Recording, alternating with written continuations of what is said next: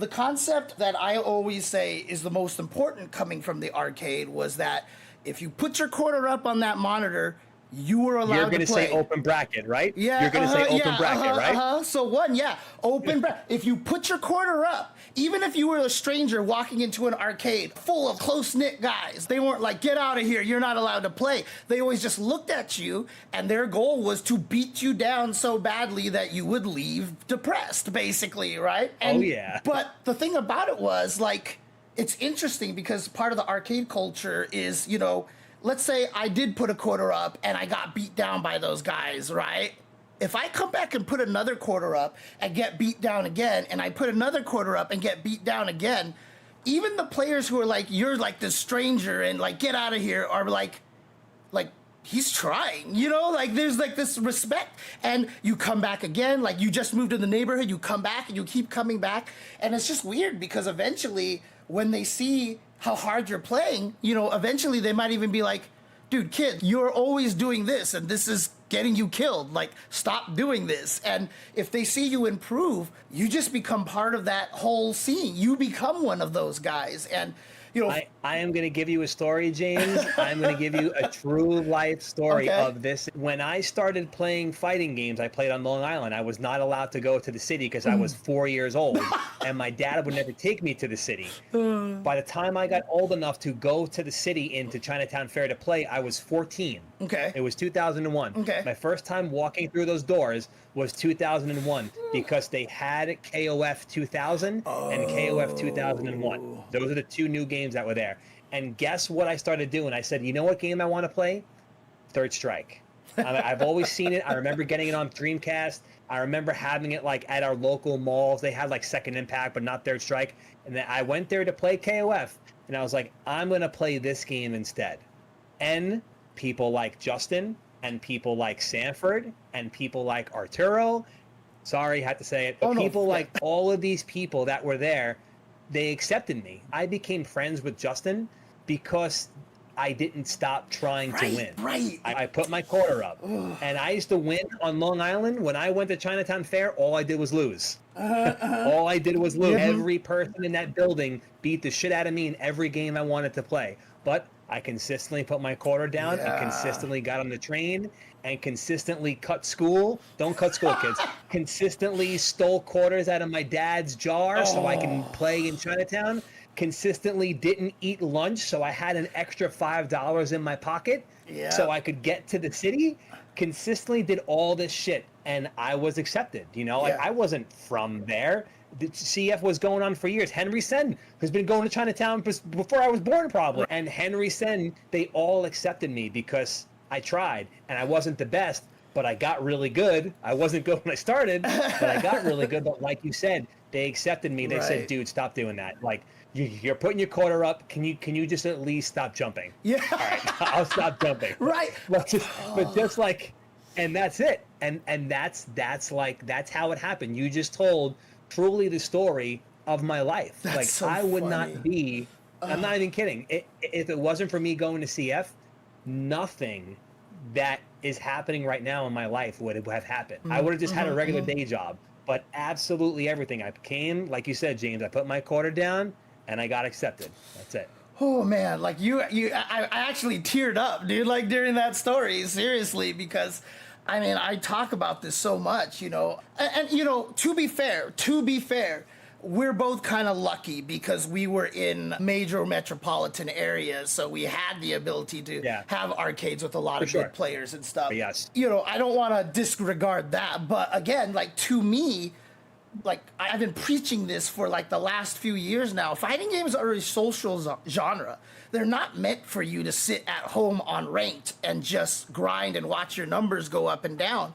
Because that's not how, if Street Fighter 2 came out today with modern graphics and all that stuff like that, it would not be a phenomenon today because you would play it and you'd just be like, I hate this, I can't win, and you'd be done, right? But the arcade culture made it different. And, that's so, trying to make sure we don't lose that. The open bracket tournaments, for example, right? And like, even though like I'm always like, fighting for, woke causes and stuff like that, I don't want the trash talk to go away and stuff, I forget, you didn't watch a lot of basketball, right? But inside the NBA on TNT, like when it was like Charles Barkley and Kenny Smith and Shaq and all those I guys. know that. Yeah. Like all they would do is just talk shit to each other all day, and like a replay would be happening. They're not even talking about the recap. They're just like insulting each other, making jokes. They started the whole go fishing meme, like, oh, you get eliminated from the playoffs, you're going fishing, to the point where like when players would stave off an elimination game, they were like,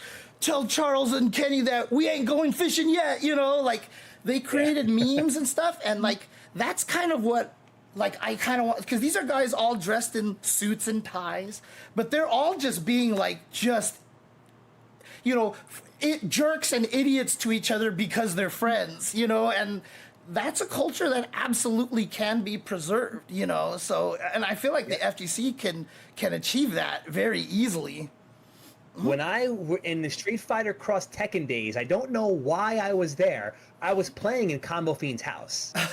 I don't remember why I was there, but I remember Combo Fiend telling me that he used to play CBS2 with Bucktooth, and they would play to the point where like they would be like, hitting the stick, sucking teeth, like talking shit to each other, and they were good friends. Yeah. But that made them better. Like that's how they got better. 'Cause even though they were friends, they refused to lose to each other. Dude. And that built not only a rivalry, but it made them some of the best CBS2 players in the world. Right. Like, and that's a fact. It's just playing with somebody else is just so important in this game. Yes. The idea of having an open bracket where anyone and anyone can come up and play some of the best people in the world, that needs to forever be preserved. You said that it's part of the culture that made us. The ability that you could just go in somewhere, put the quarter up, no matter who you are, where you're from, nothing else matters besides if you had a quarter. If you had a quarter, you were playing. That's it. Like there wasn't a single other thing that mattered. You had a quarter, you could play. Done. And can I just interject here really quick? That was also super important to one of the things that has always made the FGC great to me, is that it had no economic barrier, right? It's like everybody could play and that spurred you to get better, because like if you were one of the best and you had no money, well, if you never lost, you weren't spending any of the money, right? Like you could play for like an hour on a quarter if you were kicking everybody's butt. And so like you would just go to these arcades, and so that's why, like in the Southern Hills Gulfland regions, why, Vi got really good. A lot of like, economically, I guess, like a lot of ethnicities that are not as well economically, in general, right? Obviously, I'm not trying to. I get what you're saying. Yeah, I get what you're saying. Like, so we would see a lot of different, like, we would get like a lot of the Black community there. We get a lot of the Vietnamese community there. We would get a lot of the, Korean community, Chinese, and all. Like, we would get the whole gamut. And at Chinatown Fair, I'm sure it was exactly the same. And like, that's super important to me, when we're reaching a point where it's like, well, I need to buy a $4,000 PC to have the best lag, display lag possible or whatever like that. I get concerned, honestly. It's all good points. And I agree with you 100%. I think those are things that we just cannot lose. As great as esports is, and as great as a handful of the players have been able to be treated, and not even players, you got streamers, you got people that are doing commentary. It actually opened up careers for people. Yes. That did not have a career, that didn't have a thing to do. Now you got people that are truly living off this. And I think that's the dream, right? Like, what is the dream? Is that not the dream? It's certainly part of the dream to be able to live off of what you love and what you have passion for. Like, that is it, man. And a lot of esports things, again, like they have granted us the ability to do that. But I never want us to lose the idea of being able to have an open bracket. Anyone can play. You walk in, I'm shoulder. I could smell the laundry detergent on you. Like that is a true part of what made us the people that we are. And I feel like we're doing pretty well, because at least in that aspect, like when you talk about when you talk about league and other things, you can't go play against the best league player in the world. Right. Yeah. Right? I mean, I don't know if it is. I feel like it's not a thing. I mean, you know, like I think it was Olaf who was telling me the story. You know, like at one Evo, like he had to fight Bonchan like first round or something like that, right? And it's just like, that's so cool. You get to fight Bonchan, right? I mean, seriously. Yeah. That's the kind of thing I want to bring back, right? To create this kind of social aspect of fighting games. Because one of the best things about the arcade is that it forced you to watch. It forced you to watch. And you learn, like, I always joke, like, you lose to somebody online and they beat you up and you're like, this guy's a scrub. In the arcade, if you said that and then he keeps beating everybody else, you're like, okay, I guess he's actually pretty good. You see somebody else use your same character, kick their ass, and you're like, what did he do different? And you start learning, watching. We don't watch enough. So no, that is a very good point. And I like that idea. Like you're almost recreating something that happened in the arcade, but with a perk to make people want to do it or should do it, in other words.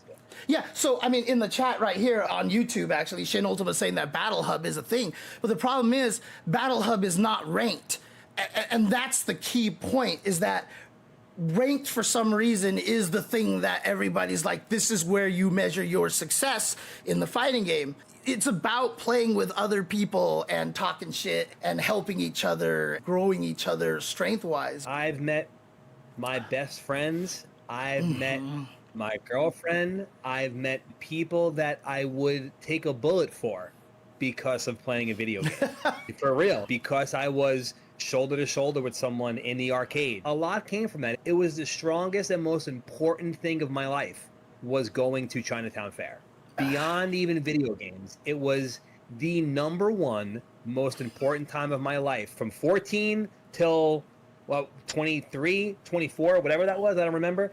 But by far the most important chunk of my life and the most important place I could have been for 1,000 different reasons. Yeah, I learned to be the person that I am because of going to this place. Like, I really did. Like, I'm from suburban Long Island, man. You know what I mean? I remember going to Chinatown and being like, and this is also 14-year-old Joe, like, confused. I'm like, why is this person dressed like this? Yeah. Like, what is going on here? And why is this person doing this? And who is this person over here? Like, it cleared my head to understand that people were people. Yes. And that's it. 100%. People were people. Again, I came from white suburban Long Island, and now I'm in the Chinatown hood with the rest of every color, size, shape, gender, whatever you want to call anything. We were all in this little shoebox of a place.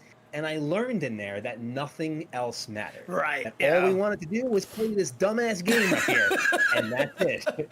I mean, and that, like, I feel like if I didn't learn that at a young age, like, I would not be who I was. I would have different morals, and I would be thinking different about other people. I mean, I don't know if that's true or not, but I put a lot of credit, besides my dad and my parents, for being good parents. But being around people my age, that's strong. When you're around people your age, when you're not hearing it from an adult, when you're hearing it from people that you look up to and that you can jive with, or your age, like, I learned to be a good human being because of Chinatown Fair. So again, going to arcades and meeting people and talking, the most important thing in the world, and the fighting games have granted me that. Sorry, my bad, James. No, Sorry, no. I just no. Please, I mean, I love hearing this because, like I said, I have so many similar things. I mean, so my brother went to UCLA, right? And so every spring break, so me and my brother get along wildly. We still meet for lunch even to this day, like twice a week, right? Like tomorrow I'm going to meet him for lunch and I'm always excited to hang out with him and talk to him, you know. We got along. So during my spring break in high school, I would just go with him to his apartment and then he would go to all the classes and I would go to the UCLA arcade. And I would just sit there and play Street Fighter with all these people who were clearly better than me. But I was getting good, and I was pretty good for being, you know, younger. True story as well. I also met Amir during that time when he was like 6 years old. I have known Amir for a very long time. After, you know, going and visiting my brother, like, I specifically had to make sure I got into UCLA because of their arcade. Like, I applied for UCLA because of their arcade, you know, so I could play. Nothing wrong with that, dude. You're a driving factor. Absolutely. Some of those guys that I met in that arcade are still people that I talk to today. They're your war buddies. That's how I always describe fighting games, right? The reason why we get attached to characters and why you make some of your best friends is because they're literally your war buddy. You are going to war with them. You've gone through so much with them that you just have this attachment to them. People don't believe me when I say this, but like I've never really was like, oh my God, Cammy's so hot. This is why I play her, right? Like I played her because of Super Turbo. She sucked. I was the low tier hero, right? So I played Cammy because she was the worst character in the game. And I wanted to beat everybody with the worst character in the game. But then I became known for playing her. And so at that point, even though, honestly, since Super Turbo, she hasn't really been that fun, you know, but I kept playing her because she's my war buddy at this point, you know, and it's like you just get attached to it. And the same thing happens with all the people that you meet in this arcade. Eventually, you guys know each other. And then there's that one time, the first time, where someone, like, for example, for you, like, it would be like Dominion. For me, it was like Madge and Visant, you know, and stuff. Like, they were just like, hey, let's go grab something to eat. And you're like, I've never eaten with them before, but yeah, they're cool. Let's do this. And that's that weird step where all of a sudden transitions from, hey, we're just at this arcade to like, yo, are we becoming best friends? You know, kind of thing. So, and it's so great, man. Oh, man.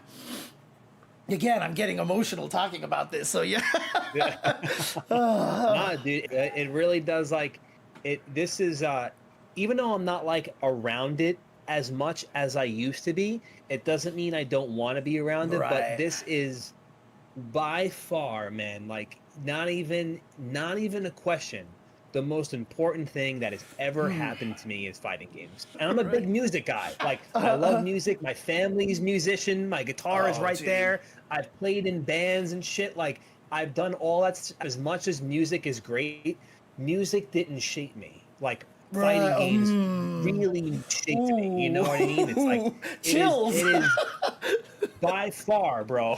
Clip it, put it wherever you want to put it. Like, I'll fucking stamp it. I'll stamp it with my seal of approval. There is nothing that has had a bigger impact on me, from friends to my thought process to growing up to my morals, everything. Like, it all came because of a fucking stick and 6 buttons. Right.